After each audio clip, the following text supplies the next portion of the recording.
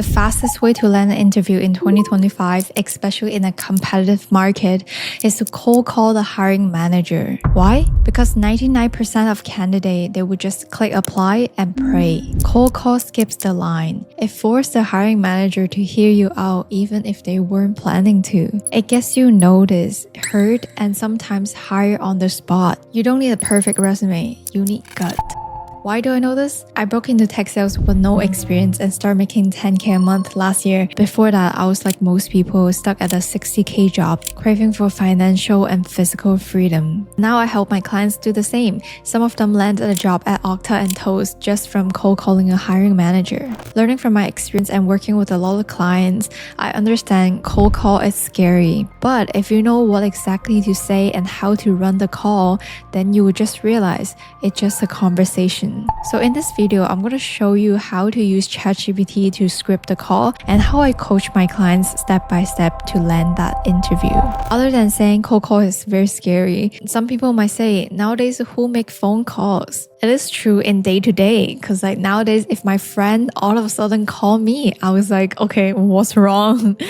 Something is off. Well, why are they calling me? Because like everyone only texts nowadays. I understand. But in a job setting, cold call, it's super powerful. I don't care if you're applying for accounting, UX, UI, or project management or whatever. If you want an interview or if you want to get hired, you should cold call the hiring manager. Because if you're bold enough to pick up the phone and call someone that potentially will give you a job, you're already a top 1% of candidate. Trust me, there's only 1% of people would do this work. Like I said, some people don't know how to do it. And then second is like, it's very scary.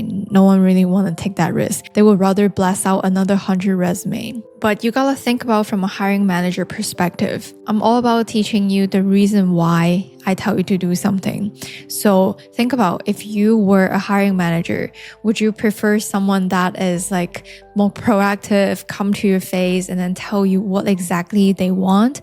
Or you prefer someone that you have to go reach out to them and then like tell them, okay, this is what you should do next. Hiring manager always like proactive and persuasive people, no matter what job you're in.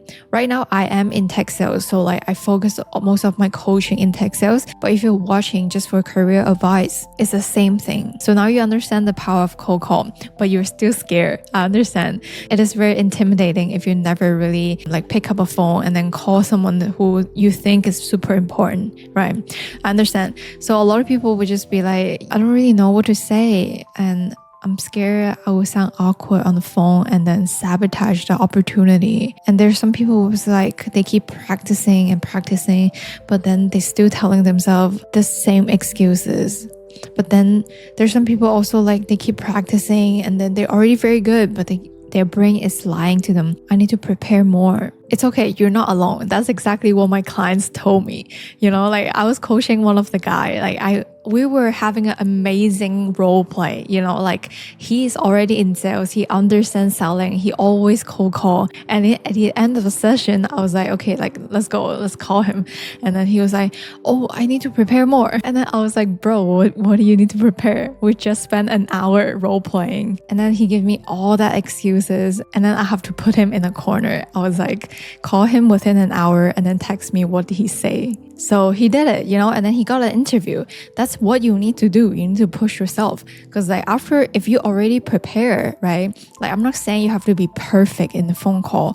It's a conversation. If you feel like you finally get a hang of it, you should like first thing, pick up the phone and then call. But I understand it's tough. So I invite you to do 1 minute breathing with me as you watch to here. I know you're watching this video, it's just you trying to get a job, right? But then like why she's telling me to breathe? Because I fully believe in this habit, and I think this is something most people are missing. This might be something you're missing to get hired, because cold calling isn't just about the script. It's about your energy behind your voice. And breathing can actually help you calm your nervous system down and then bring out the better side of you. So now, before we move forward, let's get you into the energy of someone who already has the job. Okay, so let's reset for just 1 minute. What we're doing right now is called box breathing. What we're doing is we would inhale for 4 seconds, hold for 4 seconds, and then exhale for 4 seconds and hold for 4 seconds. And you can recycle, do the whole thing again and again till you feel like you're calm and relaxed. Okay. So I'll invite you to sit tall, relax your jaw, loosen your shoulder. So let's inhale for 4. Hold for 4. Exhale for 4. Hold for 4. Exhale for 4.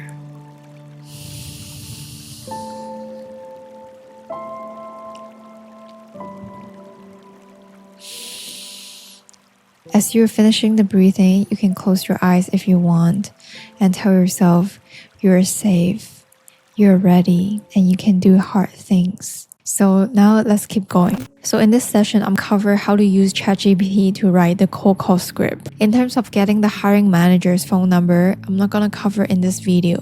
There's many different methods you can get it. Sometimes their phone number is visible online. Sometimes like you can use like LinkedIn Sales Navigator or like Apollo or Zoom Info to get it. If you don't have it, there is an opportunity for you to connect with people internally and then get their phone number as well. So there's many different ways you can get a phone number. You know, it's not the hardest part. I would say the hardest part is actually running the call, which is what I'm covering in this session. So I already wrote out the ChatGPT prompt, and then you can just fill in your information based on the job you're hiring for. So here's the prompt. Help me write a friendly, confident, and concise cold call script I can use to speak directly to a hiring manager. Here's my information. I'm applying for the insert job title at insert company. You can insert your situation, right? So for example, if you already connected with the hiring manager on LinkedIn, or you send them the resume, or you apply online, like whatever scenario for your case. My background is briefly explain your current role or your past experience. And then what are you excited about the company or the role, right? Write 1 or 2 sentences here. The goal, I want to sound like someone who take initiatives, respect their time, and know how to communicate value quickly without sounding pushy. Output format.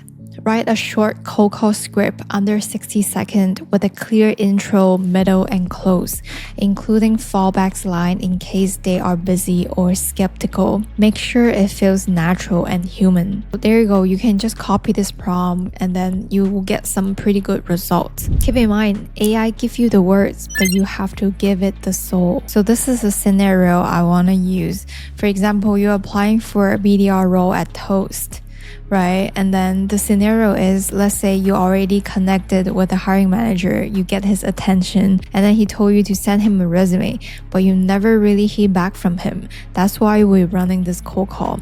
This is a scenario. Let's say you're a software developer and you want to get into tech sales. This is a line I think about, right? Like, what is my advantage? You can insert your advantage and your background here. So now let's take a look of our results. So cold call script, it gives me the intro, middle, and the close. Okay, it looks pretty generic, so like I'm gonna give you some feedback and then you can just insert the feedback here. What I would do is, hey John, and then pause, let him reply, because you gotta make sure the person you're talking to is actually John, right? And then if he's John, he would be like, speaking, who's this?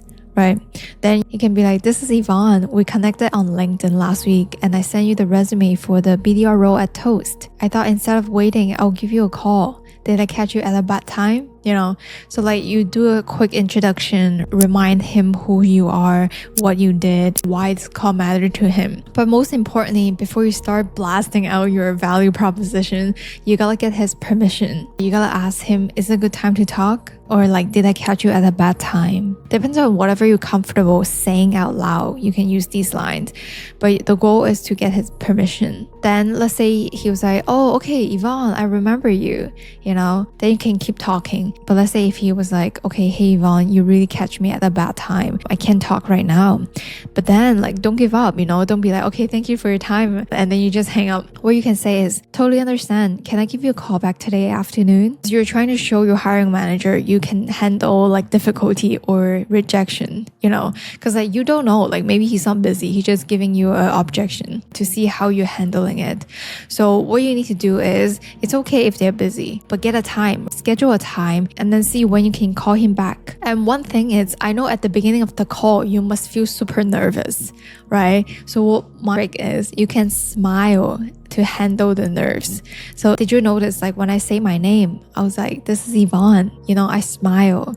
And I know that's when I'll get nervous, so I try to smile more. Let's say the call is going, he was like, okay, it's okay, I have 1 minute.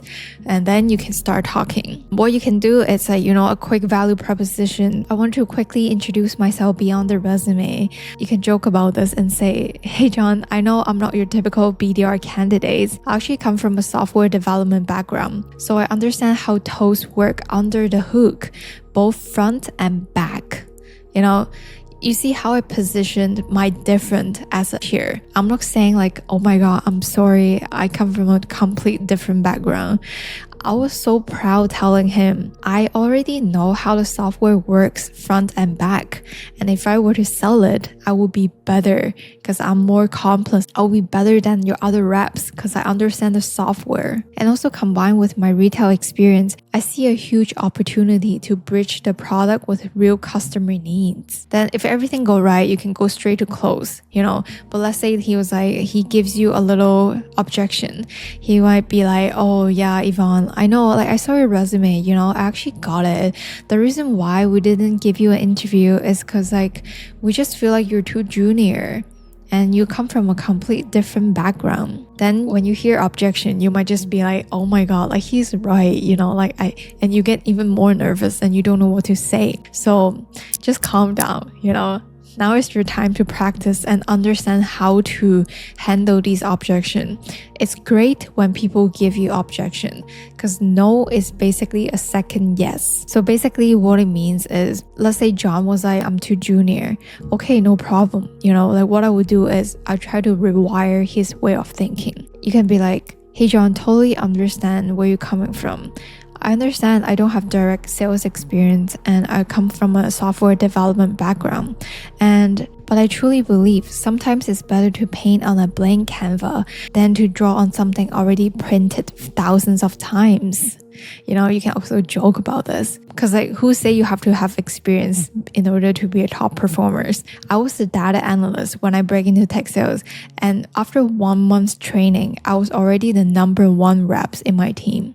So as long as they give you the right resources and plus your own effort, you can totally do the job. There's no problem. Because in general, I truly believe anyone can do anything as long as you're willing to bleed for it. Not saying you actually have to bleed for it, but like if they give you the right resources and you put in your effort, nothing is impossible. So you need to teach him that as well. When they give you that objection, you gotta tell them, okay, like even though I don't have experience, but sometimes it's better to teach someone that never done it, because it is truth as well. A lot of people, they come from like different company, they learn certain things in the past, and then when they join a new company, it's hard for them to change the bad habit they learn, or like change into the new process the new hiring manager is teaching them. This is where like us have no experience can come in. You can just tell them, I don't know anything, so like as long as you want me to learn this, I will learn this and then do this. I'll just follow the process. Because I have some hiring manager friends and their biggest headache is the reps are not following the process they teach them because they had some different process and they have some different habit. And people like us humans, we're lazy. We don't want to change things. right? If you already learned something that might work, like why would I want to change? So that's the biggest headache of a lot of hiring manager when they're training reps, because they get used to whatever. So when you handle objection like this, you just need to be proud, you need to rewire their way of thinking, make them feel like, okay, like it makes sense, right? It looks like when I hire someone that don't have experience, it's actually saving me time and money, right? And obviously you gotta show you're coachable, right? You're willing to learn.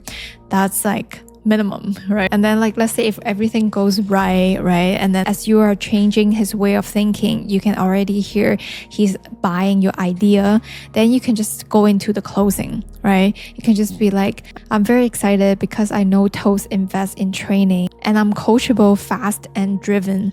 So I'd like to learn more about what you look for in the top BDRs. Would you be open to a quick chat this week or next Monday? Like get a time set. Before you hang up the phone, really have to get a time and date penciled down. You have to massage this script into your style, right? Like practice many times in order to sound confident and actually be able to close at the end. And another advice is keep in mind it takes time to have the vibe. So practice many times and then try to record yourself too. These things doesn't happen overnight. It at least takes 1 to 2 days to practice, right? So don't beat yourself up when you are following this and then you feel like you sound terrible, So if you're watching this and thinking, can I do this too? The answer is yes, absolutely yes, but not by winging it. You need a system and you need feedback as well. And you need coaching sometimes. That's why I build Ripple Effect, is to help people to break into tech sales with a whole system and one-on-one coaching. So if you're serious about tech sales, book a call in the description below and we will talk more.